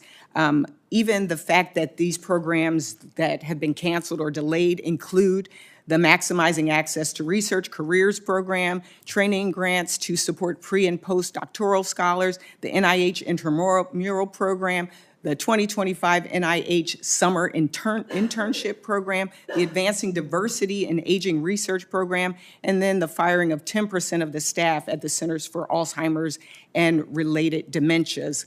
That's what causes the concern, because we're thinking about the pipeline of those individuals that are going to work in this area. So can you help me to just understand how getting rid of these programs is going to improve our understanding of Alzheimer's prevention and treatment? And what safeguards would you put in place to ensure that these changes don't lead to poorer health outcomes by any gender, race, disability, ethnic group, or other vulnerable communities? Well, Senator, first, as you know, I wasn't involved in any decision-making at the NIH during the, up to this point. If I'm confirmed, I will look to make sure that those programs and other programs, if they're appropriate, will continue. I want to make sure that every single scientist at the NIH that's doing this kind of life-saving work, including on Alzheimer's disease, especially maybe in Alzheimer's disease, and also scientists supported by NIH-funded research have the resources they need. I'm committed to making sure that the NIH funds are spent to address America's chronic health needs.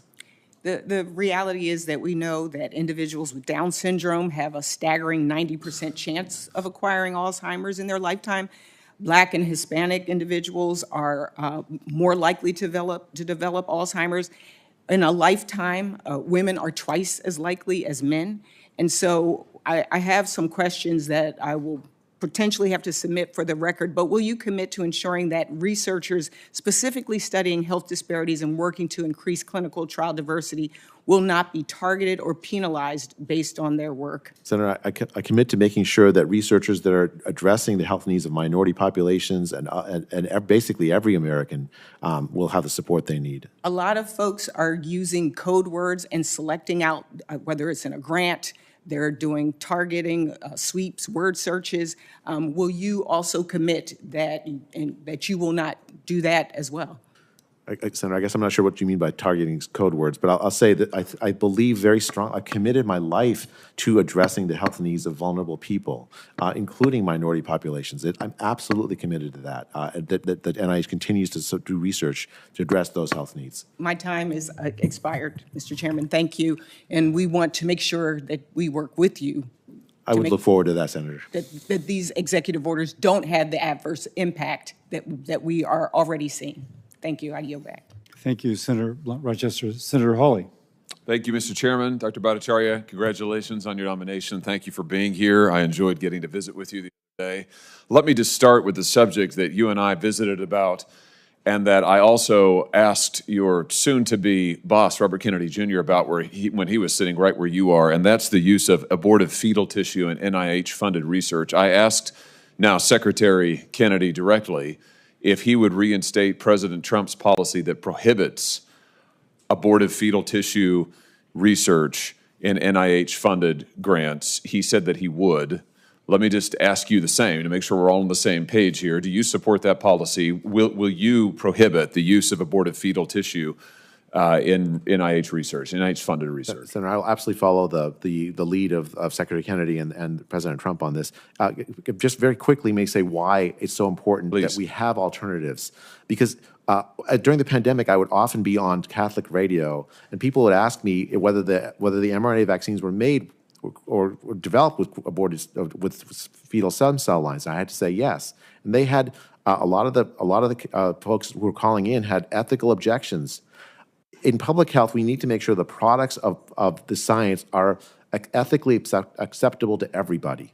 And so having alternatives that are not ethically conflicted to fetal stem cell lines is not just an ethical issue, but it's a public health issue.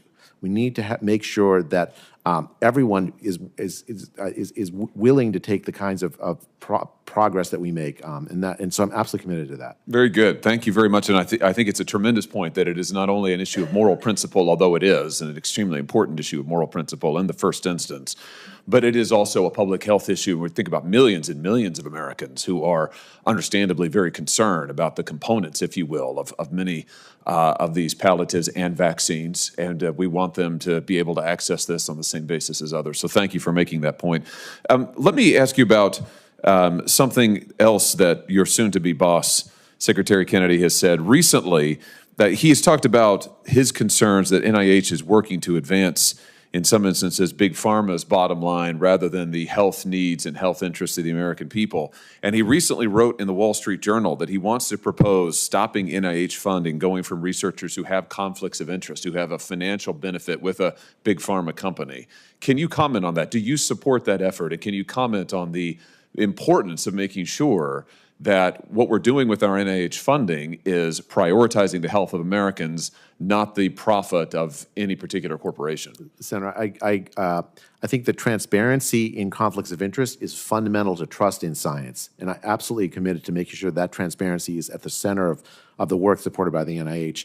I also commit, Senator, to, and I mentioned this earlier, to supporting research on products that are already off patent, that don't necessarily have a drug company behind it, but that could have potentially enormous benefit for treating chronic diseases or preventing chronic diseases. I think the NIH ought to be doing research in support of the public good, not just parochial research in support of a few companies. Fantastic. I think that's so important to restoring the sense of credibility and trust that the American people frankly have lost in the NIH and much of our public scientific apparatus, because of the financial conflicts of interest, because of the prevalence of big pharma, but also because, and you and I discussed this as well, what happened during COVID-19. And I just want to ask you about that in my remaining moments here. I had the opportunity to question the author, one of the co-authors of the now infamous proximal origin paper. Dr. Robert Gary is the individual who I had the opportunity to question. He wrote that paper on March 17th, 2020. You probably remember, Doctor, this is the paper that infamously stated, and I'm going to quote it now, that the SARS-CoV-2 is not a laboratory construct or a manipulated virus. Under questioning by me, Dr. Gary admitted he actually had no knowledge of that at the time. He wrote that in March of 2020. He had no evidence to suggest that was the case. This was, in fact, a piece of purist propaganda. He has since had many of his research products withdrawn from peer-reviewed journals because he hasn't followed appropriate peer-reviewed standards. This effort, this propaganda effort, and that paper, as you remember, was used as the basis of government-directed censorship to those in the scientific community, like yourself, to millions of ordinary Americans. The net effect of this was a tremendous loss in confidence by the American people in the NIH and in our public health officials. You and I have discussed the vital importance of restoring some of that credibility. Talk to us about how you see going about doing that. Senator, that episode is a low point in the history of science. The top officials of the NIH abused their position to hide support for research that may have caused the pandemic. And I commit to making sure that all of the activities of the NIH, not just backwards, but going forward, are transparent and open to the American people and to Congress. That's vitally important for the future of the NIH and for the future of science itself. Thank you, Senator Hawley. And now, Senator Also Brooks. Thank you so much, Mr. Chair. Good morning, Dr. Bhattacharya. I know you've had great experience at NIH, and so it goes without saying that NIH is a crown jewel, not only in the state of Maryland, which happens to be my state, but it's a crown jewel for our country, where we have many, many talented scientists and researchers who are there. That brings me to a quick line of questioning I have. I want to sound the alarm that some very dangerous things are happening to scientists and researchers at NIH right now.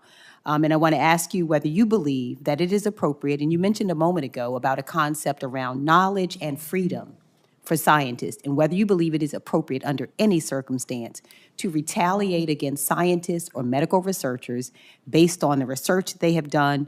Do you believe that? No, Senator, I've been subject to that myself. I know what it's like to be subject of devastating takedowns by top officials at the NIH specifically, and I will never do that. I absolutely commit to making sure that scientists are treated respectfully, especially those that disagree with me. Now, you've even said that you believe, and you've spoken out against a culture of conformity in science and have criticized institutions that you allege destroy the reputations of scientists who do not conform with their viewpoint. I believe that is what is happening right now at NIH. In fact, your soon-to-be boss, Mr. Kennedy, when I questioned him about whether or not he would supplement his judgment for that of scientists, he said he intended to replace bad scientists with good scientists. Is this your viewpoint as well? Well, Senator, I think that science is.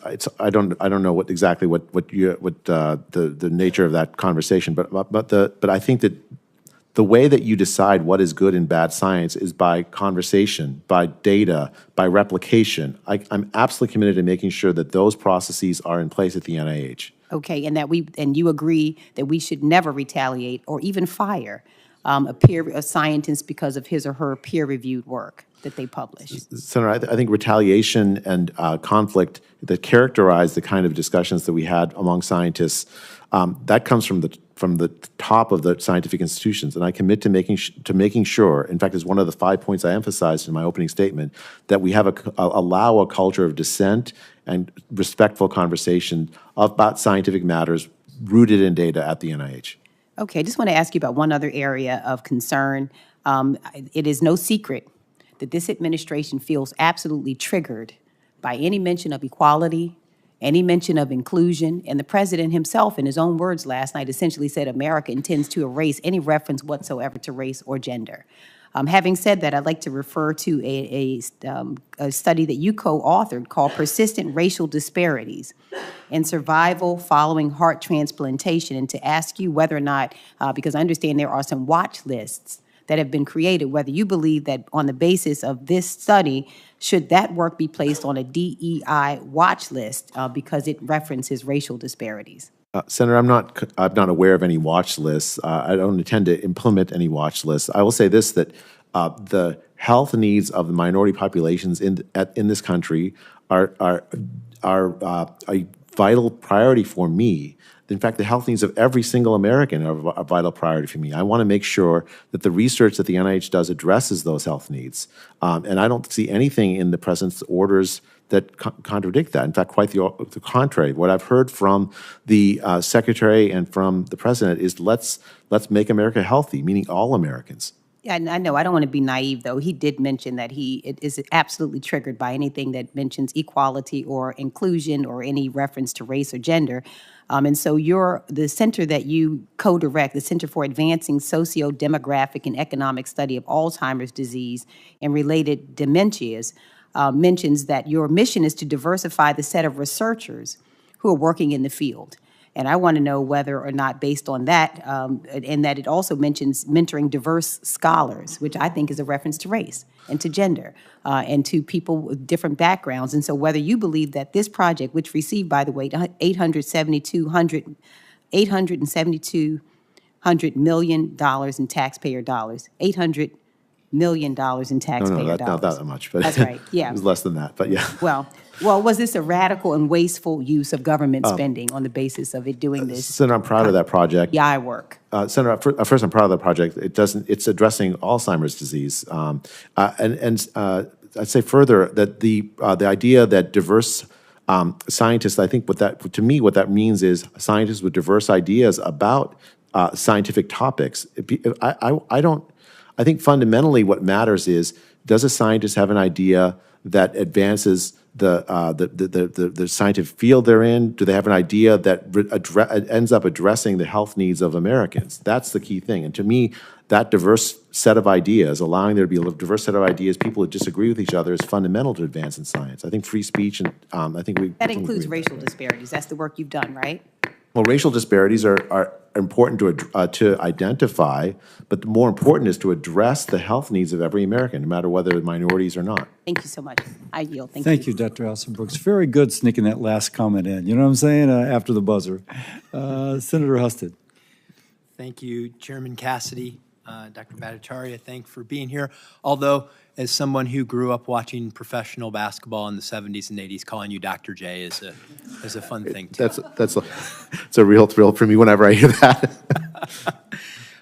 Thanks for your nomination, frankly, at this time in America is a victory for the scientific method.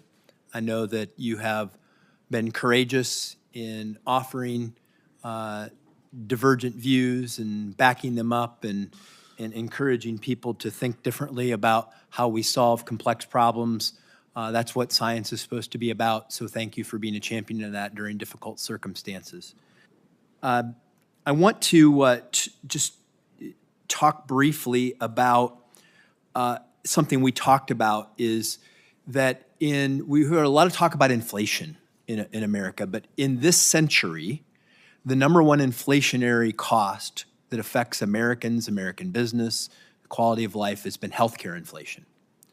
And the idea that we can think differently about how we address healthy living, our diets, how we improve the quality of life, drive down costs, and improve outcomes is something I think is sorely missing today in the conversation about healthcare, and thinking differently about it is critical to doing that. So just give some thoughts about how you think your role as a director could help advance that conversation. Senator, I really enjoyed our conversation that we had in your office about exactly this. The chronic disease problem, let's just take obesity. It seems almost intractable. For decades, we've had body weight go up, diabetes rates, chronic disease. And in a way, that's an indictment on how the NIH has functioned. The goal of the NIH is to make Americans healthy. It's to have the research that makes Americans healthy. I think I want to make sure that we allow a broadest set of ideas as possible to address this problem, because the set of ideas we've had so far have not actually addressed the problem. It's continued to get worse. Fundamentally, to me, and this is an element of faith, I guess, I believe that if we allow science to have lots of different ideas, that we will be able to meet the health needs of the American people. But if we say, okay, only a few scientists with their ideas are allowed to have support, with a narrowest, like one school of thought, we're not going to make any progress. I don't have the answer to how to solve the obesity crisis. If I did, I would have already would have published it. But I want to make sure that the scientists that's out there has support from the NIH, even if their ideas can contradict what the top scientists of the NIH currently think. Well, I spoke with Secretary Kennedy, and I know that this goes across agencies from the Department of Agriculture to Health, Human Services, but it is a tremendous cost to the American taxpayer, to the quality of life, to American competitiveness, all of those issues, sustainability of our federal budget. So I just encourage creative thinking and collaboration on that issue. I want to lots of conversation these days on NIH grants and talking about containing costs of how we do scientific research, but make sure that we're putting more lead on the target of that research rather than administrative costs. I know that in Ohio we have a number of entities, our universities, Cleveland Clinic, our hospitals, so forth, that are involved in this.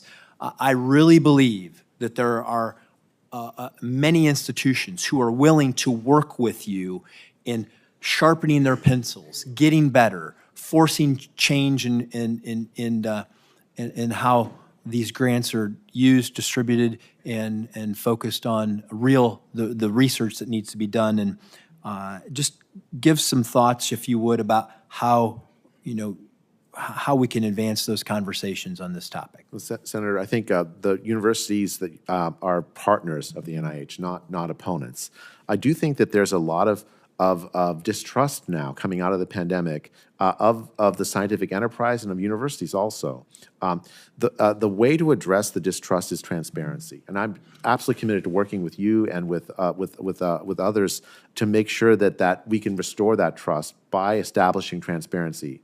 Where did the administrative costs go? That's a question that could be answered with audits, for instance, and establishing the right rates. If I'm confirmed, that's something I'll look very carefully into. I think I want to make sure that every single dollar the American taxpayer entrusts the NIH to goes to addressing the needs, the research that will address the health needs of the American people.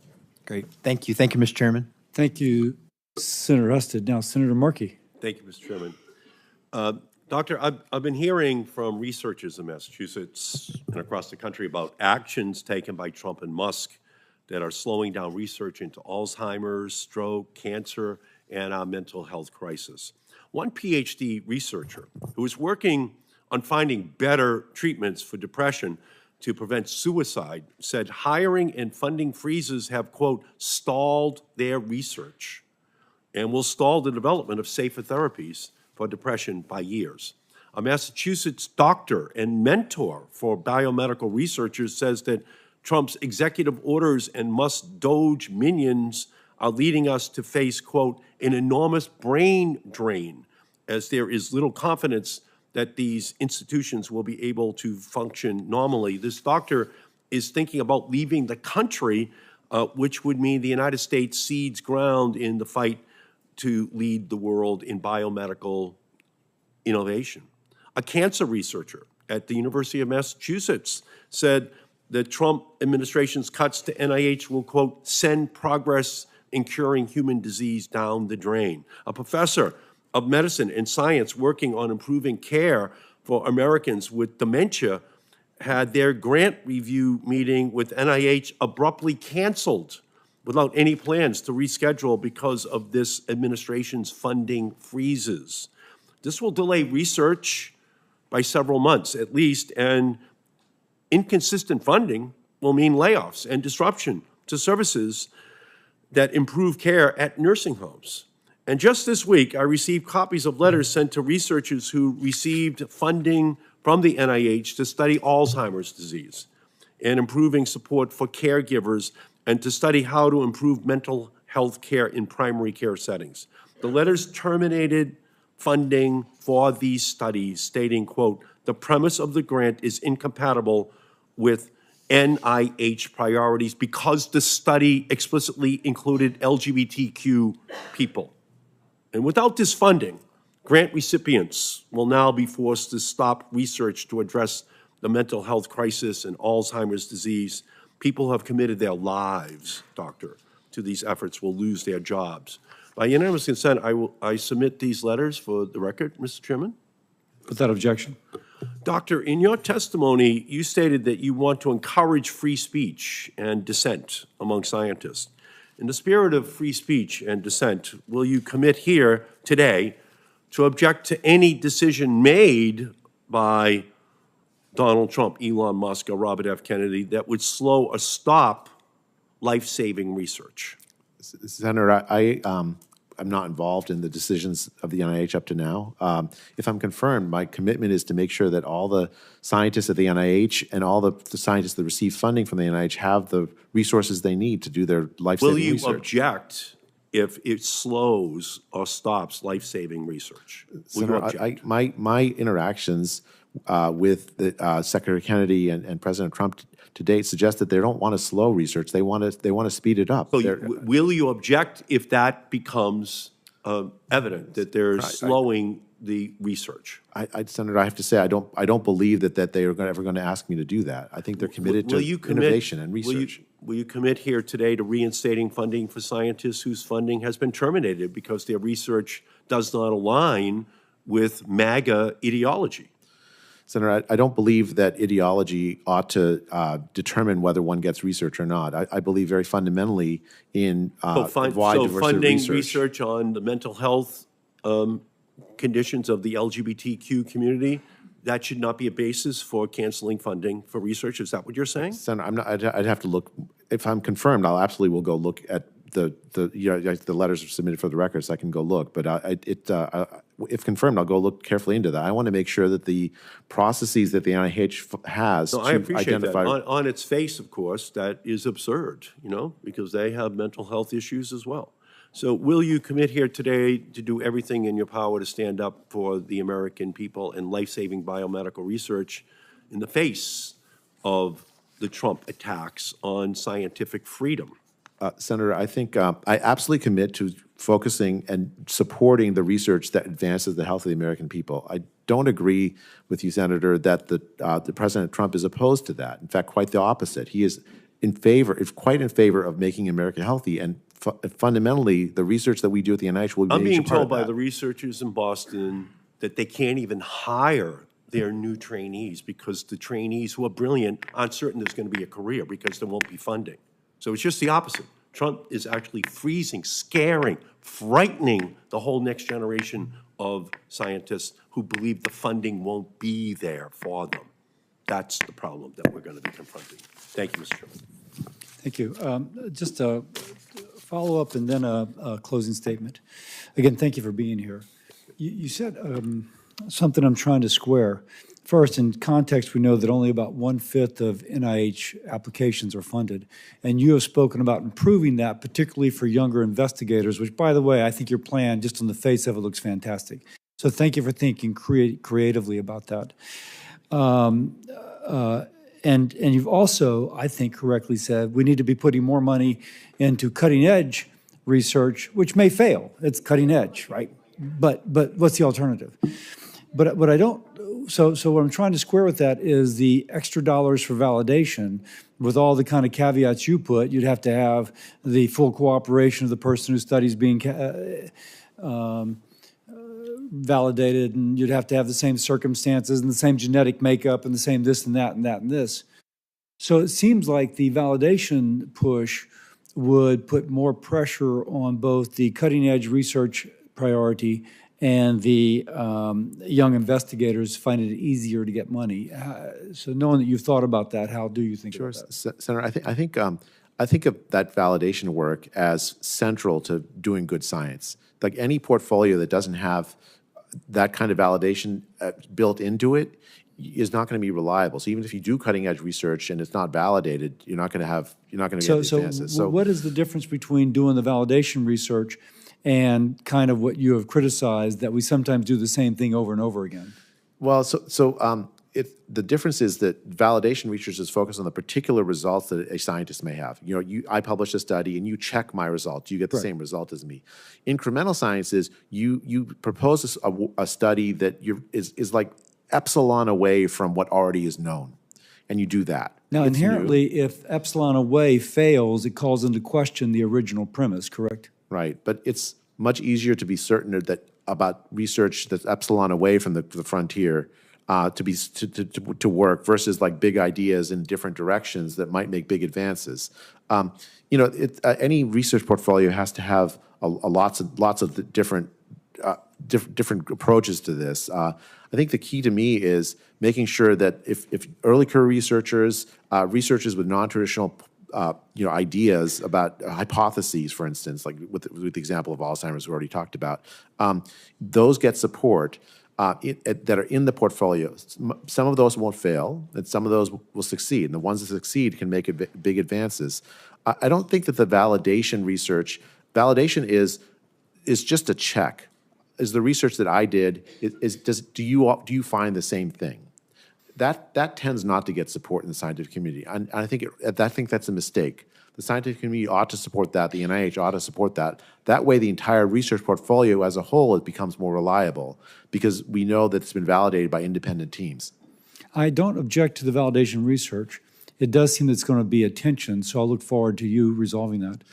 Senator, I look forward to working with you on this. That'll be great. Let me just then conclude. The issue of autism just is one of those things that we all think about. I want to note that last year Congress reauthorized the Autism Cares Act, and Senator Collins and the HELP Committee were those that did that, and the law coordinates the federal autism research and is implemented by NIH. And so I look forward to working with you on that. But one thing that continues to concern me as I've listened to this conversation, there's an opportunity cost. If we continue to plow the barren ground of something which has already been validated multiple times, that there is not a connection between vaccination and autism, we don't have the money to go after the real thing. And you said something which just bing, bing, bing, bing, bing, I just thought was so good, that you have a faith that a well-done research that provides answers will be convincing to people. Well, we've already had that for the vaccination. What we need is the well-done research finding the true reason for autism, and that's what the hope is for the people with autism. And if we're pissing away money over here, that's that less money that we have to actually go after the true reason. You're an economist as well as an MD. You know this. And so I look forward to, the opportunity cost of wasting money on one more thing that's been proven exhaustively, denying the opportunity to find the real reason would be a tragedy for everyone who has to deal with autism, which is all of us. Senator, I share that passion that you have for finding the cause of the increase. That's where the vast majority of effort ought to go. We want answers. Parents want answers. Their kids are suffering, and the NIH ought to be doing the research that provides those answers. That's the most important thing. Yes. Well, thank you again for being here. I admire your sons for being so well behaved. I'm sure the presence of their mother right next to them had some influence over that. This concludes our hearing. For any senators who wish to ask additional questions for the record will be due tomorrow at 5 p.m. We're through.